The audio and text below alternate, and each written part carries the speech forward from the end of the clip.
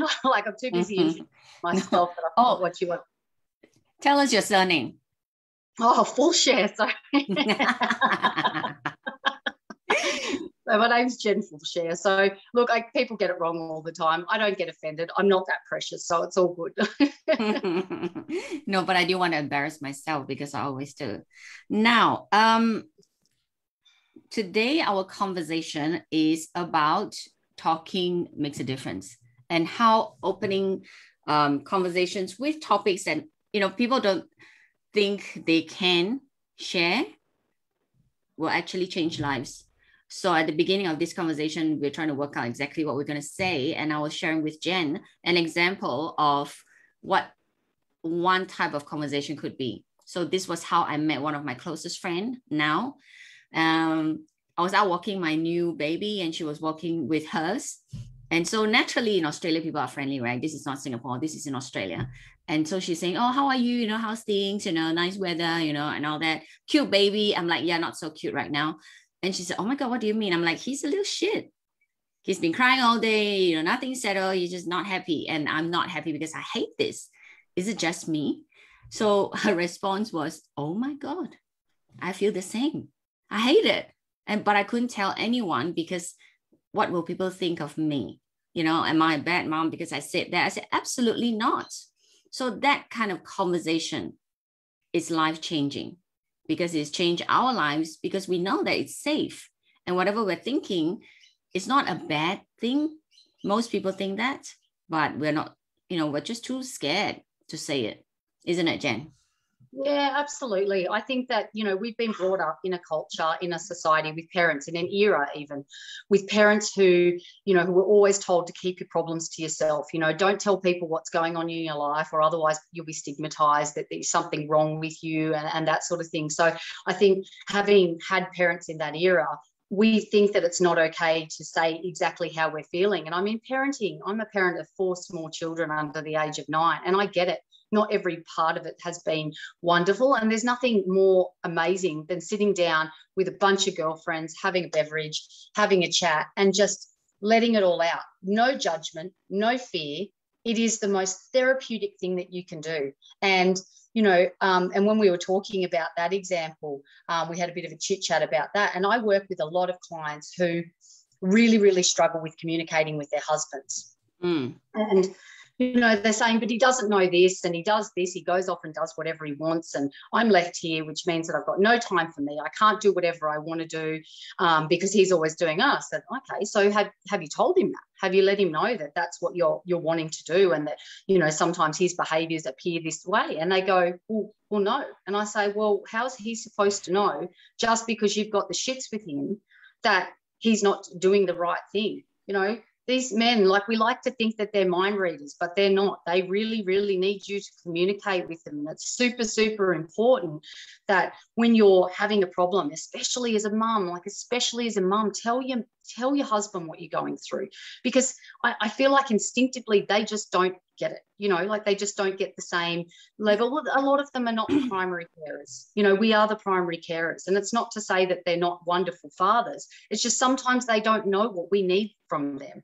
And exactly. So when we're going through these problems, we need to be able to communicate with them like we do everybody else, because as soon as you, like, I don't know if you guys have ever experienced this, when you sit down with your partner, like things have been, you know, welling up and you're cranky, you're pissed with them, right? Like you're really fucking annoyed that they haven't done what you wanted them to do. And you think, you sit down, you have that chat with them, and it probably goes the other way as well. And you sit down, you have this awesome chat and you just let it all out. And they go, yes, I've been feeling the same way. And you're like, cool, what do we do together to improve this, right? Because we're not all mind readers. Nobody knows what we want in life. Nobody, our husbands especially. Exactly. So unless we communicate what's going on for us, they don't know.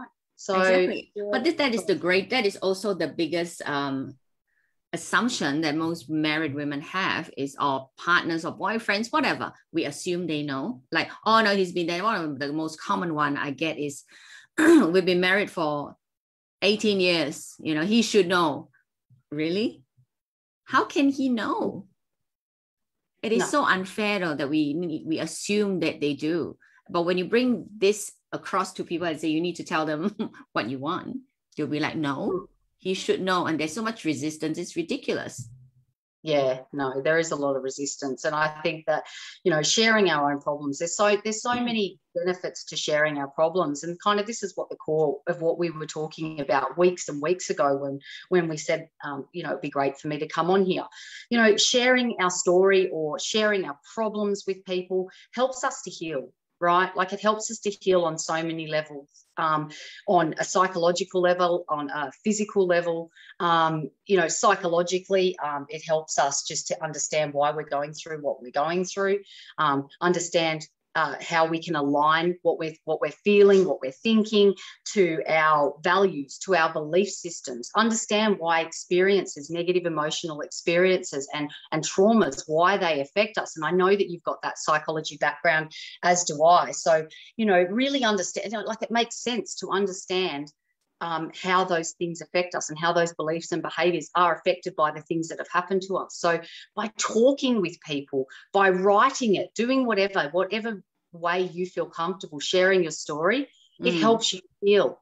It helps you have a voice, maybe a voice that you've never, ever felt before or never endured before, so that you can actually understand and have a a true understanding of what your life experiences have done, like looking at these experiences, negative or not, and having like a systematic process to understand there's a before, there's a now, there's an after, and how that has shaped you as a person. I think it's really, really important for that healing process, not to necessarily relive it over and over again. That's right. But to talk about how you're feeling and what those experiences have actually prevented you from doing, or the person that they've made you into. Maybe you come across blockages and you can't understand why. But by talking about these things that you've gone through, these problems that you're having, you actually realise that sometimes these problems aren't as big as what you've made them. Exactly. A lot of times we think that we are the only one suffering, that we are the only one in this god-awful situation. Until you start to verbalize it, then you realize that, hey, what you're going through is not so unusual. And that collective knowledge of knowing that you're not the only one in this situation actually does make you feel a little less isolated. Yeah, absolutely. And I think when you're alone in your head, you think about the worst possible situations, and you go around in a loop. And sharing it, when you share your story, share your problems with people, they can give you a completely different perspective on what you're thinking. They can reframe, like especially if you're speaking to a coach, a psychologist, or even if your friend's trained in certain areas, they'll often reframe it and, give you a different context to think about. And you go, actually, you know what, now that I've said this out loud, and I can know that we can all relate to this, when you say it out loud, you go, fuck. Like, what was I worried about? Like, it doesn't always happen that way, but there's so many times where as you're speaking it, you're like, this doesn't sound as bad as what I had in my head. But it's sharing that, it's getting it out of your body. And I guess when on that healing thing is that, the more we take in our stresses, the more we take in our worries and we hold them in our bodies, the more inflammation that we get. Wow. And so that's what I was going to say about on the physical level, but we digressed, which I'm sure we'll do many times. Yeah, we will. Is that we hold on. Cortisol actually causes a lot of inflammation in our body, and there's so much research into the fact that this cortisol is causing not just inflammation in our body, but causing disease and illnesses that, could have been prevented by, doing things like talking to people, like sharing our problems and getting them out. I mean, stress is caused by so many things in our environment and in our lives. But if we can reduce one part of that stress, one part of that worry by just sharing what's happening with us, like, can you imagine like the reduction in stress in people's bodies and what that means on a health level? So physically and mentally, you're helped by sharing your stories. I know, but see, a lot of people struggle. Not everyone is born like us, right? When I have a problem, Truth. in a very short time, a lot of people will know about it because I need to get it out. So if I can have a village meeting, I will. So it can be one to all, and everybody will know. And a trumpet. I am not well. Yeah, this is the shit that went down and I need to know about it. How would you recommend, because the whole point of my channel is also to provide people with solutions, right? So how would you get someone to share something that they feel so much shame about? Where would you get them to start? So being an NLP master practitioner, I'm all about root cause. So, I'm not about traumatizing people by reliving traumas, but what I am about is understanding root cause. So, going back, just having a chat, and this is what I love about NLP is it's so gentle. You're just talking about what's happened in people's lives and what they're going through. And it is just about that ability to release what's happening for you. And often, me being an impartial person to their life, I can give them that frank and fearless, perception of what they've told me. And I mean, I'm not about judging people, but I can say that, hey, have you thought about it from this perspective? Or, because you're feeling this way, like perception is projection, right? So the way we perceive our world, we've got all this, if we've got all this negative shit coming at us and those I'm crap stories, we perceive ourselves that way. And so we project that out. Whereas if we get to the root cause of what is making us feel the way that we are, maybe the I'm not worthy stories, I'm not good enough, I'm not a good enough mom, I'm not a good enough wife, all of those things, if you're projecting that out into the world, then that's all you're taking in as well, right? So learning to heal yourself from the inside out means that you're projecting yourself in a different way into your environment. So my suggestion to anybody who's really struggling with how to speak to people, just go and chat to someone who's trained. If you don't have the right people around you, if you don't have the right support networks and people who you feel comfortable talking with about your problems, go and find someone. Go find a coach. Go find a psychologist, a counselor. Go and find someone who you feel comfortable talking with, because they will be able to get to what is actually preventing you from being the awesome human that you want to be. They'll understand what it is that's happening for you. They'll be able to see things from a different perspective that you wouldn't be able to see because you're so caught up in here. So that did that answer your question? Yeah, absolutely. And a lot of the times people feel that I don't need a coach. I don't need, to talk to anyone. You just give it a try, because you don't know. You don't know the freedom of talking to someone who doesn't know you. Exactly. And being alone in your head is so much worse than getting it out. And even if you're not comfortable, and I know a lot of people, especially people who've been through significant trauma, not being able to talk to people, I get that. I'm no stranger to trauma. I have had so much trauma in my life that, I can completely relate to not wanting to talk about things. And there's still things that, I'm still reluctant to talk about, but I know that holding on to that is actually causing me harm. Yeah. It's causing me to hold on to stresses and to beliefs that don't serve me. So sharing them, and even if you're not comfortable sharing them, start with doing something like writing it out. That's a good one, actually. Yeah, writing. We talk about manifesting out the life of our dreams and things like that. It's no different to journaling and writing down how we're feeling about particular things. And as you write it out, it's quite therapeutic all in itself. So it's sharing in a way. And maybe you never want to share it with the world. Maybe you write it out and you go, you know what, this needs to be shared because other people need to be inspired by my story. And I have this need to share it with people. You just don't know what will happen when you start getting this stuff out of your body and where it will take you. Yeah, exactly. So I hope that you've gotten some gold, wisdom from here, because it is not easy. I understand it is not easy to say, what's holding you back and why are you unhappy. Sometimes you're just unhappy and you don't know why. And unless you talk about it or even write it out, like what Jen has said, you don't know. It's a good start. And you'll be surprised when you open up and talk to people that a lot of people think that way. They do. Absolutely. Parenting is hard. And if they say, oh no, it's all, nice and rosy. Rainbows and butterflies. Yeah, they're lying. They are lying to you.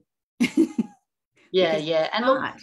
one of the things that my husband was telling me the other day, and we were talking about, is when people are suffering from depression, they actually struggle to visualize. So, it's easy for, you to say, oh, it's not just about telling people just to get over it, because they can't just get over it. It's not as That's easy right. as just getting over it. That's It's right. about, being able to talk to someone who can help you start visualizing what a positive future is going to look like. And it's those consistent positive actions that I was talking about, where, you're feeling shit. You've got the I'm shit stories going around in your head. Okay, where do I want to be? What do I need to do? And if you can't see what you need to do, and it goes back, we circle back around. We need to go and talk to someone, or we need to write it out and see what it is that we need, because we know what we need. We know on the inside, and it's a matter of getting to that. And that's why health professionals is so valuable in that area, because they can help you get to see that visualization of what you need, no matter how depressed, how anxious you're feeling. They can help you with that. That's right. And if you are very uncomfortable reaching out to, like what Jen said, the trained professionals, I'm sure you've got a friend who will listen to you. You have good friends who will listen to you. And also, this is a good opportunity for me to share with you this, though. Why, if there's no one, or if you were to share your thoughts with somebody, and instead of supporting you and listening to you, they put you down, they make you feel bad. I want you to ask yourself that, are you done with people like that? Do you really need to be friends with them, regardless of how long you've known them for? Yeah. Toxic relationships, we don't need them. I'll give you a little bit about a toxic relationship in my life, and that is my father. Now, my father has always been very, very toxic in my life, never really gave a shit about me. Don't even get me started on my daddy stories. But daddy issues. Yeah, we will. My daddy issues. Daddy issues, massive daddy issues that I've had to work through. Yeah. I've really had to work hard on, because they're all those things like I'm worthless, I'm not good enough, I can never be a success. Like they're just endless, right? So I've had to work on those stories. But my dad, for fear of saying a narcissist, my dad was not a very good role model growing up. Let's put it that way. Some of the things that he did were very, very questionable as a parent. But my mum never, ever said a bad word about him, right? She left it up to us to understand that his behaviour was his behaviour, and, to let us, realise that he is the sort of person that he is. And he constantly didn't show up. He constantly let me down. And now I'm in a position where my dad's an amputee. Wow. He lost his leg to diabetes, and his mother died, and so it left him alone. So he's got nobody else. So I'm in this predicament now where I've had to work through a lot of my issues, but I'm still expected to support my father. And you know what? I can't, because I can't have that toxicity in my life. And it's really, really hard when it's someone very, very close to you to recognize that what they do to you and the way they make you feel about yourself is not good. Yep. And they do bring up some of those traumas. They do bring up some of those negative experiences. They trigger you on so many levels, like my father does. Yeah. So, I'm in this situation where I've got to choose, and and I choose me. Well done, you. Wow. I choose me, because at the end of the day, I've done everything that I could as his daughter to help him.